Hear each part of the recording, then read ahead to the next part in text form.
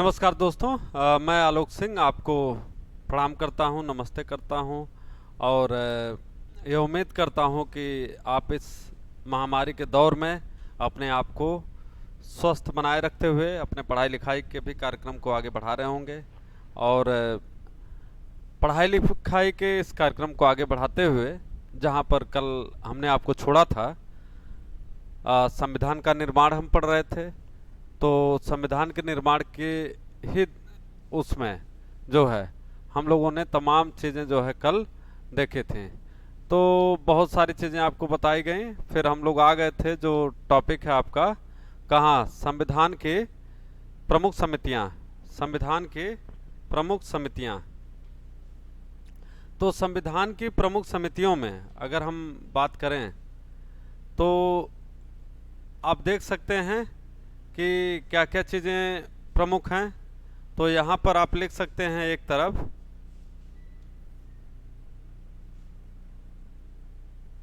प्रमुख समितियाँ,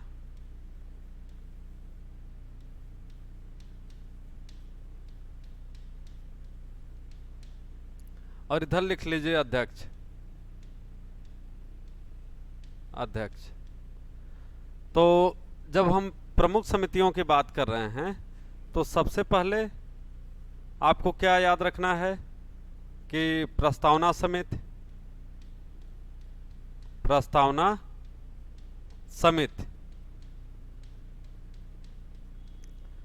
preamble committee जिसे कहते हैं, ऑब्जेक्टिव रेजोल्यूशन कमेटी जिसे कहते हैं, ठीक है। और इसी के साथ आप जोड़ दीजिए संघ संविधान समिति, संघ संविधान समिति, ठीक। तो प्रस्तावना समिति और संघ संविधान समिति, इन दोनों के अध्यक्ष कौन थे? पंडित जवाहरलाल नेहरू, पंडित जवाहरलाल नेहरू। नोट करते जाइएगा आप लोग, पेन कॉपी जरूर लिए रहिए साथ में। तो प्रमुख समितियों में हमने कहा पहली समिति प्रस्तावना समिति, संघ संविधान समिति, इसके अध्यक्ष कौन थे? पंडित जवाहरलाल नेहरू। तो पंडित जवाहरलाल नेहरू जिस समिति के अध्यक्ष थे, जितनी भी समिति के, वह दो समितियां हैं प्रमुख रूप से। इन दोनों को हमने इकट्ठे लिख दिया और इन दोनों के अध्यक्ष कौन है? पंडित जवाहरलाल नेहरू, ठीक है। तो इसको आपको ध्यान देना है। दूसरी चीज हम यहाँ देख लेते हैं, दूसरी समिति कौन सी है? दूसरी समिति है प्रारूप समिति, प्रारूप समिति, जिसे कहा जाता है ड्राफ्टिंग कमेटी। क्या कहा जाता है? Drafting committee. तो प्रारूप समिति के अध्यक्ष कौन थे? Doctor B.R. भीमराव अंबेडकर, भीमराव अंबेडकर, ठीक है ना। तो प्रारूप समिति, ड्राफ्टिंग कमेटी, तो इनको आप क्या लिख सकते हैं? डॉक्टर भीमराव अंबेडकर। तो दो समितियां हो गई, दो क्या, दो तो पंडित जवाहरलाल नेहरू में हो गई, प्रस्तावना समिति और संघ संविधान समिति। तो इन दोनों को आप जो है याद कर लीजिए। पंडित जवाहरलाल नेहरू, प्रारूप समिति की अगर हम बात करें, ड्राफ्टिंग कमेटी की अगर हम बात करते हैं, तो ड्राफ्टिंग कमेटी में आप किसका नाम? Doctor B.R. अंबेडकर का नाम नोट कर सकते हैं। इन्हीं को क्या कहा जाता है? भारतीय संविधान का जनक, भारतीय संविधान का जनक, संविधान का जनक किसे कहा जाता है? तो डॉक्टर B.R. अंबेडकर, इन्हें संविधान का जनक भी कहा जाता है, ठीक है ना। इसके बाद आगे हम देखें तीसरी कमेटी, तीसरे, तो तीसरे में आप देखिए कि मौलिक अधिकार समिति, मौलिक अधिकार समिति, मौलिक अधिकार समिति। फिर यहां पर आप देख लीजिए प्रांतीय संविधान समिति, प्रांतीय संविधान समिति। फिर इसके बाद आगे अगला जो है आपको नोट करना है वह क्या है कि अल्पसंख्यक अधिकार समिति, अल्पसंख्यक अधिकार समिति, ठीक है ना। फंडामेंटल राइट्स कमेटी, प्रांतीय संविधान समिति जिसे हम कहते हैं कि प्रोविंशियल कॉन्स्टिट्यूशन कमेटी, फिर माइनॉरिटी राइट्स कमेटी। तो इन सब के अध्यक्ष कौन हैं? सरदार वल्लभ भाई पटेल, सरदार वल्लभ भाई पटेल, ठीक है ना, सरदार वल्लभ भाई पटेल इसके अध्यक्ष हैं, ठीक है। इसके बाद आगे हम लोग देखते हैं चौथा झंडा समिति, झंडा समिति, डॉक्टर राजेंद्र प्रसाद, राजेंद्र प्रसाद, ठीक। उप झंडा समिति, उप झंडा समिति की अगर बात करें सब फ्लैग कमेटी, तो इसके अंतर्गत कौन है उप झंडा समिति के? जेबी कृपलानी, जेबी कृपलानी, ठीक है ना। तो आप देख रहे हैं यह सब संविधान की महत्वपूर्ण कमेटियां हैं जो आपके एग्जाम्स में पूछे जाते हैं। तो इनका नाम आपको याद रखना है, कौन कौन इनके अध्यक्ष हैं उनको भी याद रखना है। यह चीज़ें जो है आपको नोट भी करते चलने हैं। तो इसलिए मैं कह रहा हूं बार बार कि इसको क्या करिए, आप नोट करते चलिए, इसे आपको नोट करना है।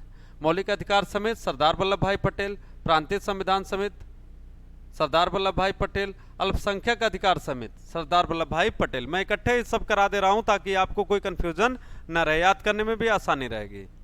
आगे झंडा समिति की अगर हम बात करें तो डॉक्टर राजेंद्र प्रसाद, उप झंडा समिति की बात करें तो जेबी कृपलानी, ठीक है ना। तो इस तरीके से आपका यह जो महत्वपूर्ण समितियां थी उसकी तैयारी आपको करनी है। फिर आगे देखिए पूछा जाता है कि संविधान सभा के विधिक सलाहकार कौन थे? संविधान सभा के विधिक अथवा कानूनी सलाहकार, legal adviser of the Indian constituent assembly V N. Rao, V N. Rao. यह क्या थे? संविधान सभा के विधिक अथवा कानूनी सलाहकार वी.एन. राव, ठीक है। तो यह भी याद रखना है legal adviser of Indian constituent assembly, संविधान सभा के विधिक सलाहकार कौन थे? तो आपका आंसर क्या होगा? वी.एन. राव साहब, ठीक है ना। यह इसके कानूनी सलाहकार थे, विधिक सलाहकार थे। फिर आगे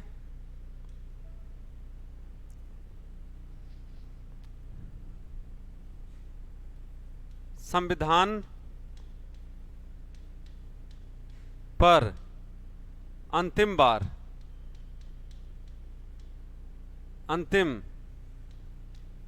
सम्मेलन कब होता है? सम्मेलन का मतलब यहां बैठक से है, बैठक कब होती है? तो आपका आंसर क्या होगा? 24 जनवरी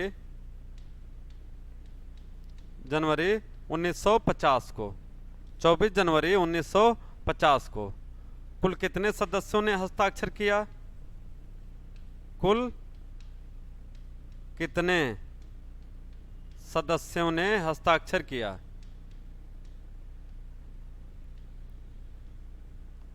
हस्ताक्षर किया तो 284, 284। यह भी आपको याद रखना है कि कुल कितने सदस्यों ने हस्ताक्षर किया। तो आपका आंसर क्या होगा कि 284 सदस्यों ने संविधान पर हस्ताक्षर किया था। ठीक है, इस प्रकार से दोस्तों आप देखेंगे कि जो महत्वपूर्ण समितियां थीं संविधान की, वह है जो है आपके एग्जाम के हिसाब से, आपके किसी भी तैयारी में जब आप जाते हैं तो उसके लिए महत्वपूर्ण हैं। यह बेसिक चीज़ें हैं जिन्हें आपको याद रखना है। ठीक है, तो आगे चला जाए।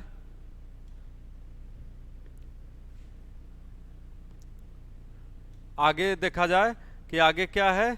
तो आगे आप देखेंगे कि अंतरिम मंत्रिमंडल का जो गठन किया गया, अंतरिम मंत्रिमंडल का जो गठन किया गया, तो कह रहा है कि जवाहरलाल नेहरू क्या थे, कार्यकारी परिषद के उपाध्यक्ष और विदेश मामले के प्रभारी थे। जो कार्यकारी परिषद है, एग्जीक्यूटिव काउंसिल है और फॉरेन अफेयर्स है, तो इसके क्या थे, वाइस प्रेसिडेंट थे। प्रेसिडेंट कौन था, इसका अध्यक्ष कौन था, तो आंसर होगा लॉर्ड माउंटबेटन, लॉर्ड माउंटबेटन। ठीक है ना, अंतरिम सरकार की अगर हम बात करें। इसके बाद सरदार पटेल साहब क्या थे, सरदार पटेल तो कह रहा है गृह तथा प्रसारण, होम मिनिस्ट्री और इंफॉर्मेशन मिनिस्ट्री जो है, broadcasting ministry, ministry of broadcasting. तो कौन थे, सरदार वल्लभ भाई पटेल। तो एग्जीक्यूटिव काउंसिल, कार्यकारी परिषद के उपाध्यक्ष और विदेशी मामले के जो प्रभारी थे, हमने कहा कौन थे, जवाहरलाल नेहरू। सरदार पटेल क्या थे, तो इनके पास गृह मंत्रालय था और प्रसारण विभाग था। ठीक है ना। बलदेव सिंह के पास क्या था, रक्षा। यह बहुत बार पूछा गया है बलदेव सिंह का जो मामला है कि बलदेव सिंह किस विभाग के मंत्री थे, तो आंसर है रक्षा मंत्रालय। जानम भाई उद्योग आपूर्ति, किसके, उद्योग आपूर्ति के। सी राजगोपालाचारी शिक्षा, सी राजगोपालाचारी शिक्षा। CH भाभा, यह कार्य, खान एवं बंदरगाह, कार्य, खान और बंदरगाह। ठीक है। राजेंद्र प्रसाद साहब खाद्य और कृषि मंत्रालय इनके पास था। आसफ अली के पास रेलवे था, आसफ अली के पास रेलवे मंत्रालय था। तो एक सरसरी नजर में आपको यहाँ पर यह ध्यान देना है कि यह सब मंत्रालय किनके पास थे। ठीक है। फिर इसके बाद कह रहा है कि अंतरिम मंत्रिमंडल में कौन कौन थे, तो लियाकत अली खान के पास वित्त मंत्रालय था। लियाकत अली खान के पास क्या था, वित्त मंत्रालय। ठीक है। आई चुंदरीगर के पास क्या था, आई चुंदरीगर, वाणिज्य मंत्रालय। ठीक है, वित्त मंत्रालय जरूर याद रखिएगा।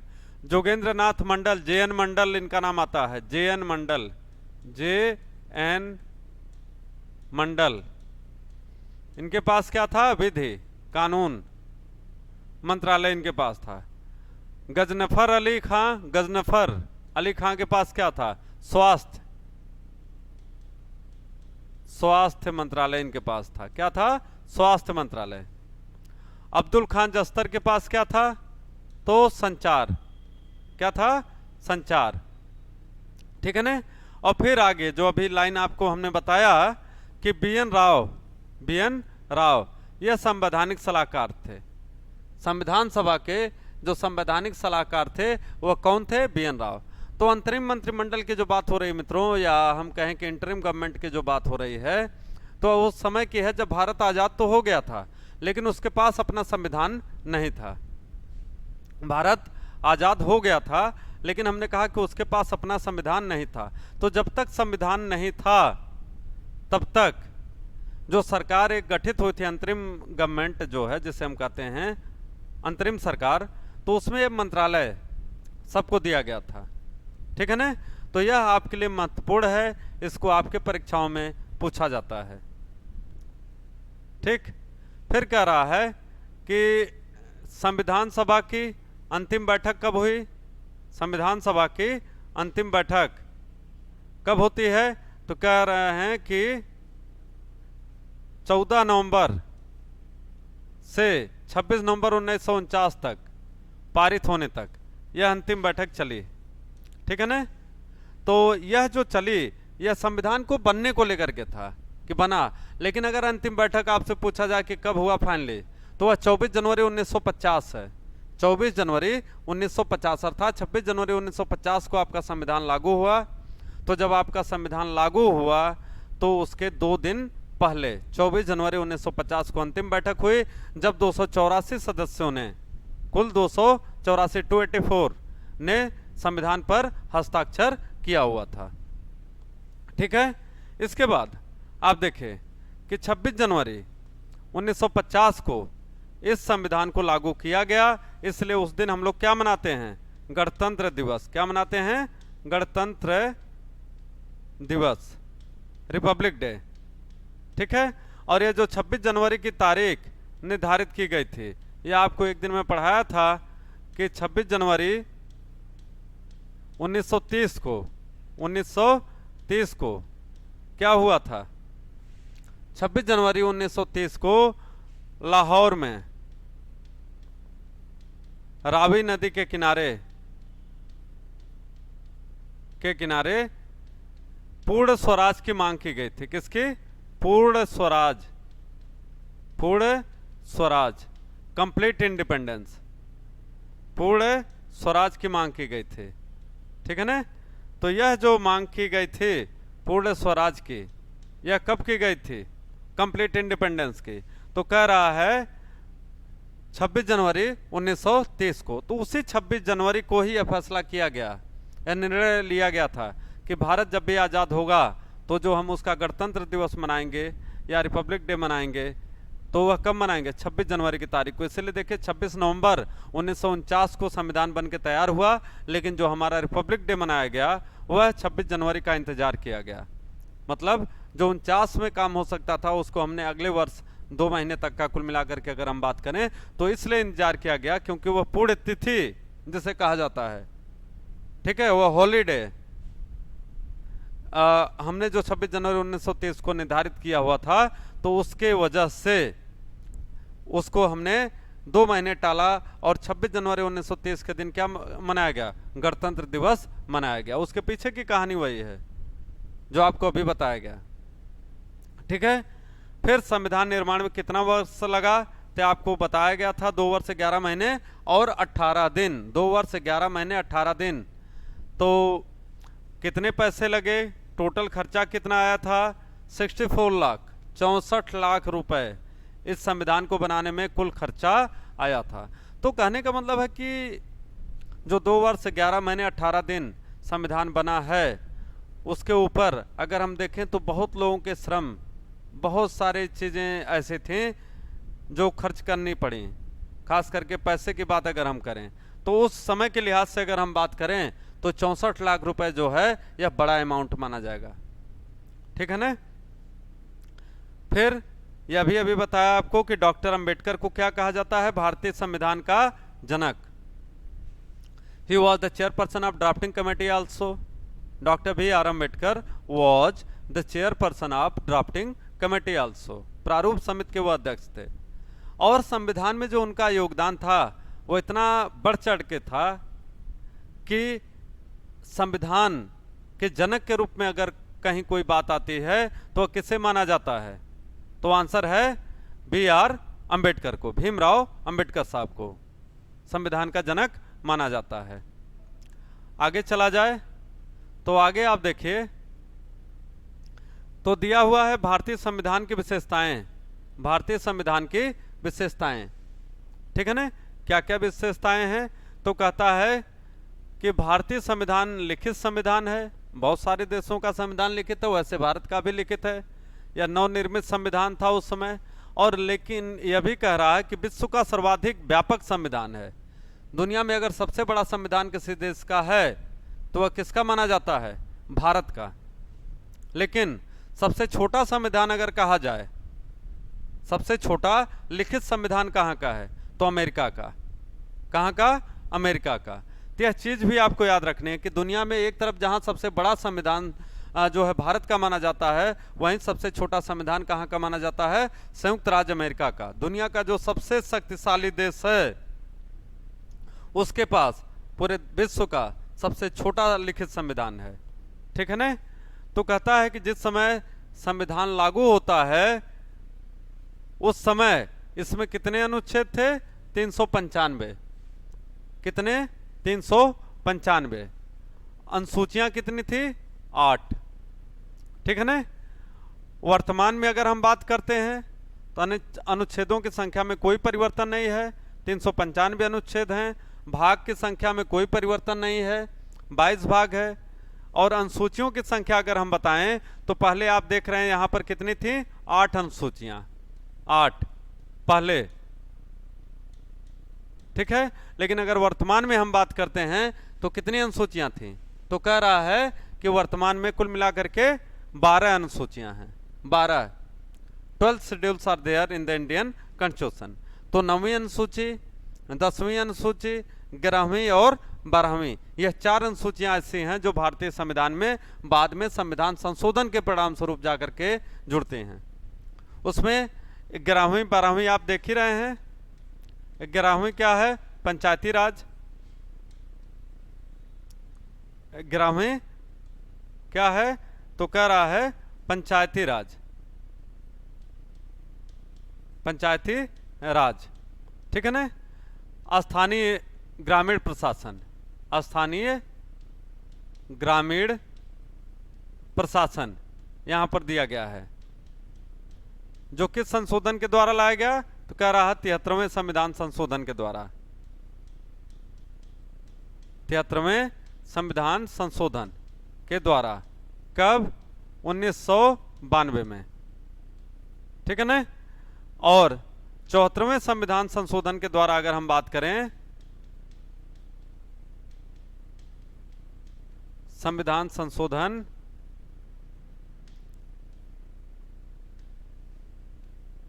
1992 में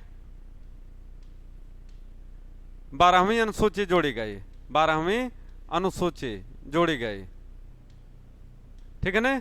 इसके अंतर्गत क्या बता रहा है? स्थानीय शहरी प्रशासन, शहरी प्रशासन। ठीक है ना? यह जोड़ा गया। यह तो 11वीं और 12वीं अनुसूची हो गई जो दो बढ़ी। अब 9वीं और 10वीं क्या है? तो आप देख रहे हैं कि 9वीं अनुसूची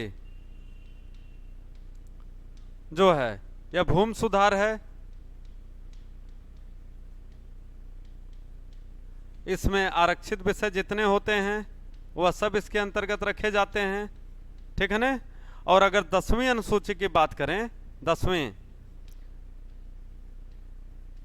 अनुसूची, तो इसमें एंटी डिफेक्शन लॉ है, एंटी डिफेक्शन लॉ।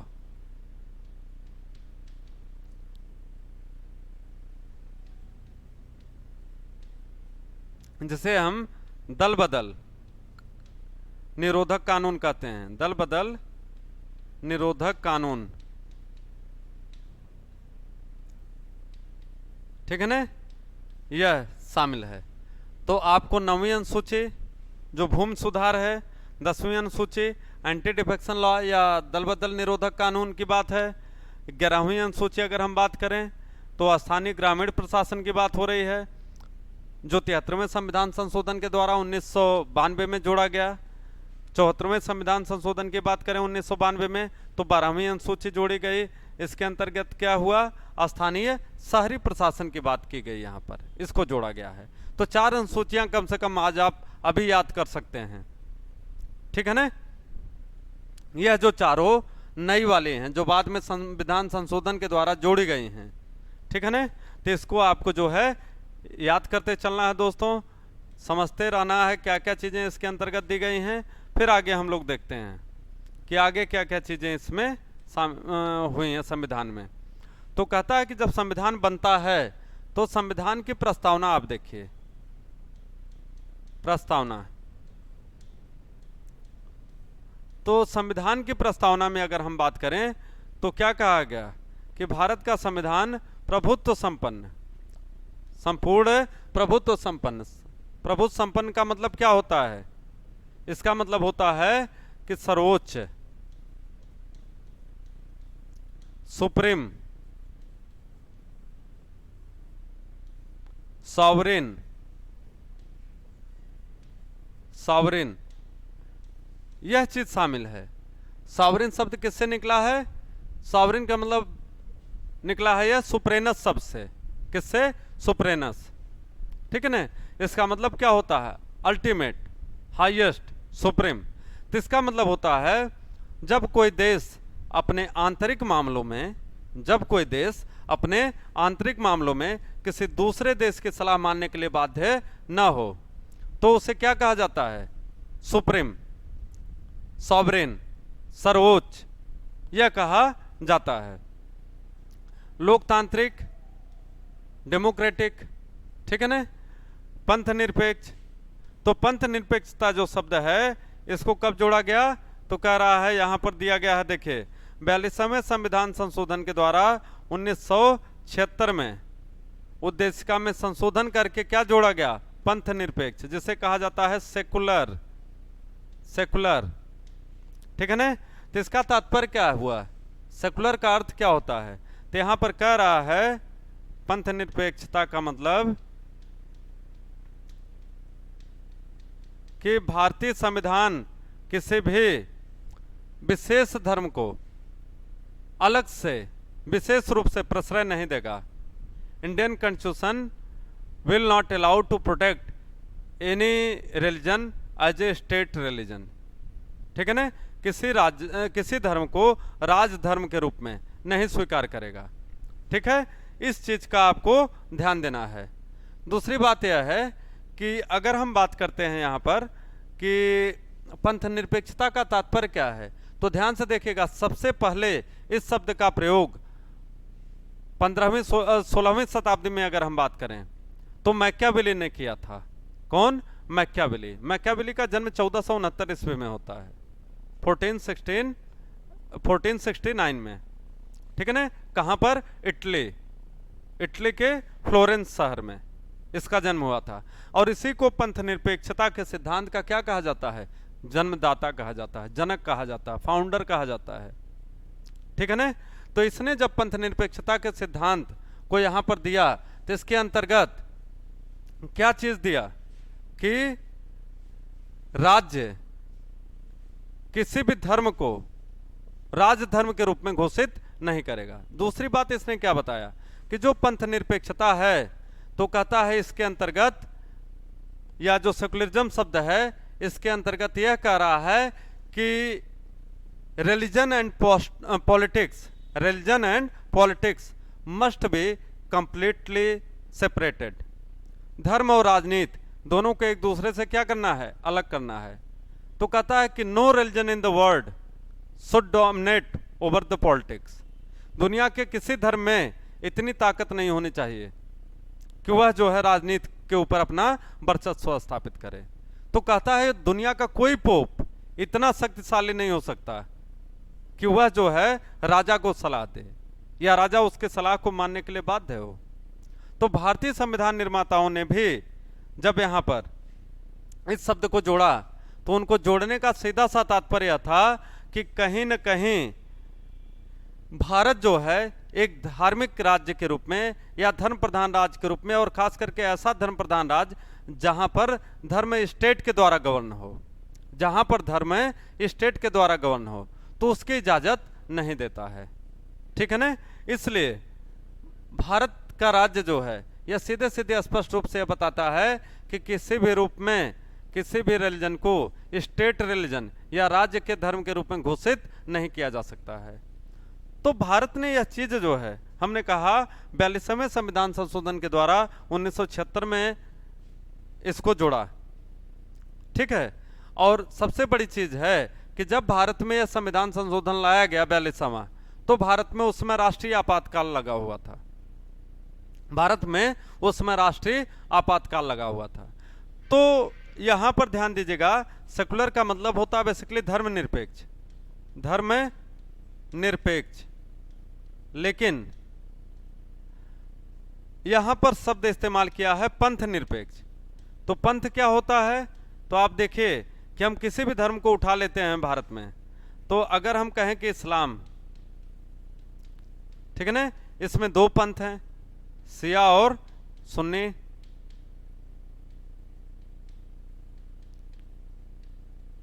ठीक, अगर हम बात कर लेते हैं बौद्ध धर्म की, यहां पर हीनयान महायान की बात होती है। जैन धर्म की बात करते हैं, जैन धर्म श्वेतांबर और दिगंबर, ठीक है ना। हिंदू धर्म या सनातन धर्म की अगर हम बात करें तो यहां पर भी देखिए शैव और वैष्णव, वैष्णव की बात होती है। अगर हम ईसाई की बात करें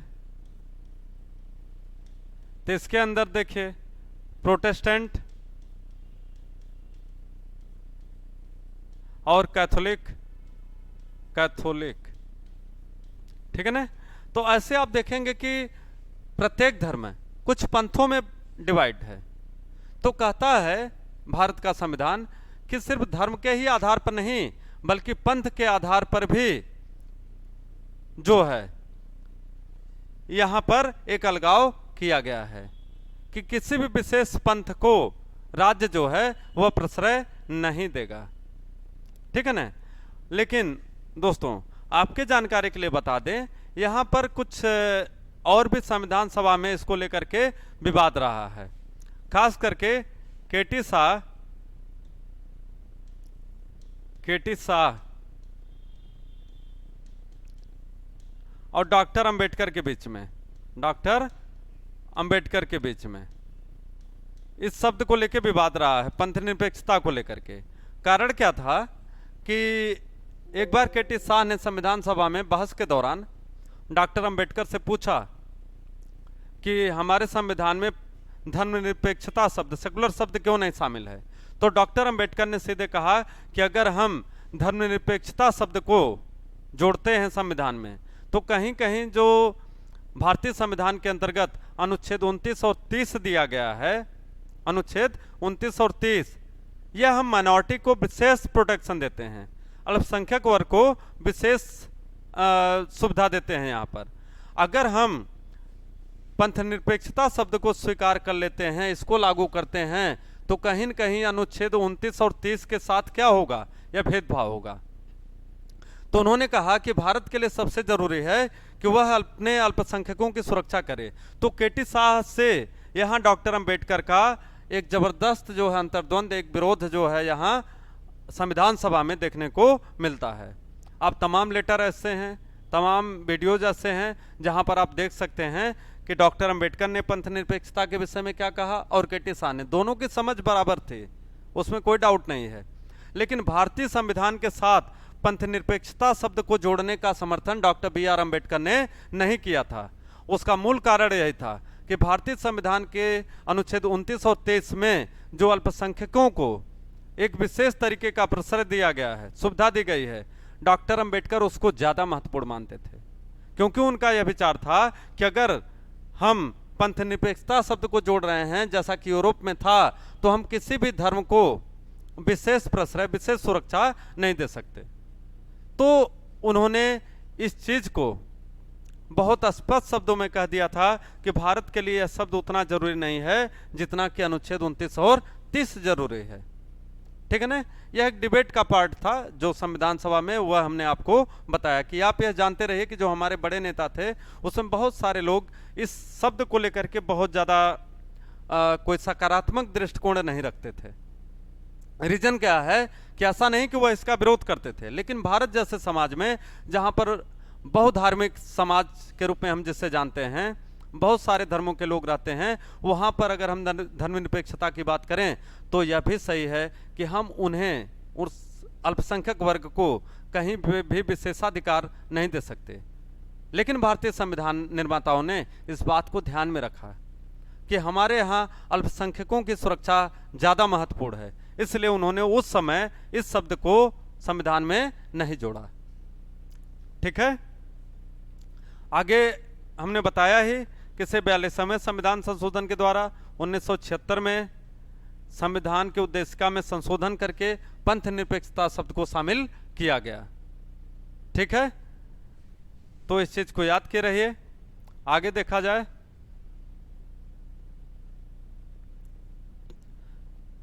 यहां पर देखिए एक और शब्द यहां पर दिख रहा है जो समाजवाद, सोशलिस्ट शब्द इस्तेमाल किया गया है। क्या है? सोशलिस्ट। समाजवाद नहीं बल्कि यह समाजवादी शब्द आप इसको समझिएगा, सोशलिस्ट। तो यह सोवियत संघ जैसे समाजवाद की बात यहां पर नहीं हो रही है, यहां पर ऐसे समाजवाद की बात हो रही है जिसके अंतर्गत यह कहा जाता है कि जो हमारे देश में मूलभूत आवश्यकताएं हैं, जैसे रोटी है, कपड़ा है, मकान है, शिक्षा है, स्वास्थ्य है, यह किसके नियंत्रण में होना चाहिए? तो इसका जवाब हमारे संविधान निर्माताओं ने दिया कि यह राज्य के अधीन होना चाहिए, यह राज्य के नियंत्रण में होना चाहिए, यह सरकार के नियंत्रण में होना चाहिए। तो एक तरफ आपने देखा कि सेकुलर शब्द को जोड़ा गया 42वें संशोधन के द्वारा प्रस्तावना में, फिर उसके बाद आपने देखा कि दूसरा शब्द जो है क्या जोड़ा गया? सोशलिस्ट। और फिर संविधान के प्रस्तावना को जब आप पढ़ेंगे तो लास्ट के लाइनों में देखेंगे एक और शब्द जोड़ा गया है जिसे कहा जाता है इंटीग्रिटी। इंटीग्रिटी जिसे अखंडता कहा जाता है, एकता एवं अखंडता। तो अखंडता शब्द भी 42वें संविधान संशोधन के द्वारा 1942 में जोड़ा गया। ठीक है, तो क्या क्या जोड़ा गया प्रस्तावना के अंतर्गत? भारतीय संविधान की जो प्रस्तावना थी, जो मूल प्रस्तावना थी या जो मूल ओरिजिनल प्रेम्बल था हमारा, उसके अंतर्गत यह 3 शब्द जोड़े गए। सोशलिस्ट, पहला क्रम यही है सोशलिस्ट, दूसरा है सेकुलर और तीसरा क्या है? इंटीग्रिटी। यह क्रम भी पूछा गया है आपके Uttar Pradesh public service commission के एग्जाम में, जीएस में यह प्रश्न पूछा गया था कि इसका सही क्रम क्या है। ठीक है ना? तो पहला क्या शब्द इस्तेमाल होगा 42वें संशोधन के द्वारा प्रस्तावना में? सोशलिस्ट, दूसरा सेकुलर और तीसरा इंटीग्रिटी, समाजवादी। यहां पर पंथ निरपेक्ष और यहां पर अखंडता। यह 3 शब्द, लेकिन हमने कहा क्रम क्या है? Socialist, secular and integrity. यह तीनों शब्द क्रम से आप देखेंगे अलग अलग लाइनों में, यह दोनों तो साथ साथ हैं, सोशलिस्ट और सेकुलर। यह देखेंगे तो अंतिम लाइन में आपको देखने को प्रस्तावना में मिलेगा। ठीक है ना? आगे देखिए, तो कहता है कि प्रजातंत्रात्मक सरकार के गुणों को संविधान में शामिल किया गया, जिसके अंतर्गत स्त्री और पुरुष दोनों को मताधिकार दिया गया। स्त्री एवं पुरुष दोनों को मताधिकार दिया गया, जिनकी आयु कितनी बताई जा रही है? 18 वर्ष। लेकिन ध्यान से देखिए, जब संविधान बना, जब संविधान निर्मित हुआ तो यह एज 18 वर्ष नहीं थी, बल्कि कितनी थी? 21 वर्ष। 21 वर्ष। लेकिन 61वें संविधान संशोधन के द्वारा, 61वें संविधान संशोधन के द्वारा 1988 में, अगर आप देखें 1988 में, तो जो वोटिंग राइट की मिनिमम एज है वह 21 वर्ष से घटा करके कितनी कर दी गई? 18 वर्ष। और जिस समय यह संशोधन हुआ उस समय भारत के प्रधानमंत्री कौन थे? राजीव गांधी। राजीव गांधी। ठीक है ना? और अभी आपको बताया था हमने एंटी डिफेक्शन लॉ, दल बदल, जो आपका 10वीं अनुसूची में है, उस समय भी जब वो 85 में संशोधन हुआ तो भारत का प्रधानमंत्री कौन था? तो आंसर होगा आपका राजीव गांधी। तो 52वां संविधान संशोधन, 61वां संविधान संशोधन, दोनों ही समय में जब आप देखेंगे तो इस समय भारत का प्रधानमंत्री कौन था? तो आंसर आपका होगा राजीव गांधी। कभी कभी ऐसे प्रश्न डीप में जाकर के थोड़े से पूछे जाते हैं, तो यह बेसिक चीज है, कोई बहुत डीप नहीं है, लेकिन यह चीजें आपको पता होनी चाहिए कि किस प्रधानमंत्री के काल में 52वां संशोधन हुआ, क्योंकि यह एक लैंडमार्क संशोधन था। दूसरा, जो वोटिंग राइट का है, यह भी एक लैंडमार्क साबित हुआ। भारत में तमाम ऐसे लोग जो 18 साल की एज पूरी कर लिए थे, उन्हें पहली बार वोटिंग राइट में मौका मिला। तो कहने का मतलब है कि यह ऐसी चीज़ें थी जिससे हम कह सकते हैं कि भारत में युवाओं का जो एक डेफिनेशन है, परिभाषा है, वह चेंज हुआ। पहले हम 21 वर्ष या उसके ऊपर के लोगों को समझदार मानते थे, युवा मानते थे। बाद में इस संशोधन के द्वारा यह क्लियर हो गया कि अब हमारे देश का जो 18 साल का नौजवान है वह भी समझदार है। ठीक है ना। तो यहाँ पर देखिए, यह इस तरीके से संशोधन किया गया, इसको जोड़ा गया। तो स्त्री पुरुष दोनों को जब संविधान निर्मित होता है तभी हमारे यहाँ मताधिकार प्रदान कर दिया गया। जबकि आश्चर्य की बात यह है मित्रों कि दुनिया के तमाम ऐसे विकसित देश थे जहाँ के संविधान बना जब, तो वहाँ पर महिलाओं को मताधिकार नहीं प्राप्त था। आप इंग्लैंड का नाम ले लें, आप अमेरिका का नाम ले लें, आप स्विट्जरलैंड का नाम ले लें, आप न्यूजीलैंड का नाम ले लें, ऑस्ट्रेलिया का नाम ले लें। यह ऐसे देश हैं जहाँ पर संविधान तो बहुत पहले बना, लेकिन वोटिंग राइट महिलाओं को पुरुषों के साथ नहीं दिया गया था। ठीक है ना, बाद में यहाँ पर दिया गया। लेकिन भारत एक ऐसा लोकतांत्रिक देश हुआ जिसने जब संविधान बना उसी समय पुरुष और महिला दोनों में बगैर किसी भेदभाव के वोटिंग राइट समान रूप से प्रदान किया। ठीक है, तो इस चीज को भी आपको देखना है, ध्यान देना है। आगे देखिए, यहां पर कुछ संशोधन कहां से क्या क्या लिया गया है। ठीक है ना। तो भारतीय संविधान के विषय में कहा जाता है कि यह उधार का थैला है। क्या है? उधार का थैला। It is a bag of burrowing. ठीक है ना, उधार का थैला है। तो बहुत सारे लोग यह आरोप लगाते हैं भारतीय संविधान के ऊपर कि वास्तव में भारतीय संविधान में अपना कुछ नहीं है, यह अन्य देशों से उधार लिया गया है, बहुत सारी चीज़ें कॉपी की गई हैं। लेकिन यह बात बिल्कुल गलत है। हमारे देश के संविधान निर्माता इस चीज़ को अपने दिमाग में बनाए हुए थे कि जब भारत का संविधान बने तो दुनिया के जितने भी संविधान बने हैं उनकी जो सबसे ज़बरदस्त चीज़ें हैं, अच्छी चीज़ें हैं, वह सब भारतीयों को प्रदान करना चाहते थे। और इसी वजह से उन्होंने विभिन्न देशों के संविधानों से विभिन्न चीज़ों को जो है लिया। ठीक है ना। तो यह जो टॉपिक है यह आपको हम अगले क्लास में पढ़ाएंगे। ठीक है ना। आज आपको बहुत सारे चीज़ें जो फैक्चुअल हैं, जो कंसेप्चुअल हैं, वह सब बताई गई हैं। तो इन तमाम चीज़ों को आप जो है कॉपी और पेन के साथ वीडियो सुनते हुए नोट करते जाइए। बहुत सारे संशोधन यहाँ पर हैं, बहुत सारे ऐसी चीज़ें हैं जो आपको बताई गई। और यहाँ से निश्चित रूप से आपको बता दें कि पॉलिटी में 1 से 2 प्रश्न, हर हालत में 2 प्रश्न मिलेगा आपको। बहुत बहुत धन्यवाद आपको।